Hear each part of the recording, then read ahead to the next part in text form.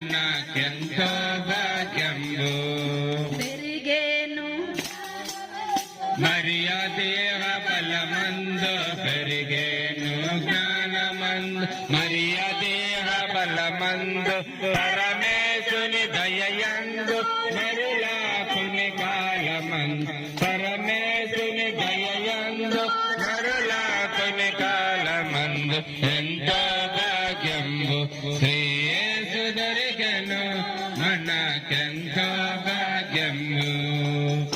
మంచిది, రెండు మాటలు విందాం. యేసు ప్రభు వారు 2025 సంవత్సరాల క్రితం ఈ లోకానికి వచ్చిన ఆయన ఏమన్నాడంటే, ఆయన పుట్టగానే దేవదూతలు దిగి ప్రచురణ చేసింది.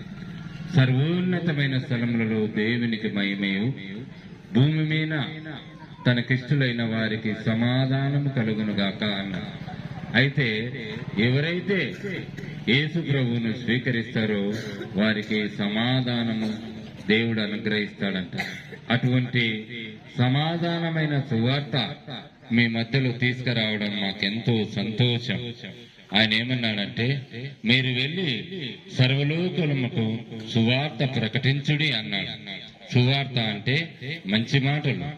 మరి నేను మీకు చేసిన కార్యములు ఇతరులకు చెప్పమన్నాడు దేవుడు. మేమొకప్పుడు తాగుబోతులం, తిరుగుబోతులం. అయితే యేసును నమ్మినాక మా హృదయాలు మార్చుకున్నాం, నీతిగాను యథార్థంగాను జీవిస్తాం. ఆ విధంగా యేసు ప్రభు వారు 2000 సంవత్సరాల క్రితం ఆ విధంగా బ్రతికినాడు. ఆయన ఆ బ్రతుకును మార్చిన దేవుడు, నా బ్రతుకును మార్చిన దేవుడు మీకు చెప్పడం నాకెంతో సంతోషం. ఈ వార్తను మీ మధ్యలోకి తీసుకుని వచ్చాము.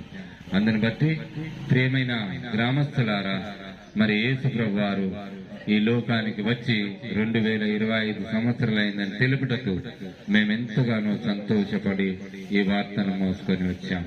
Happy happy Christmas, merry merry Christmas.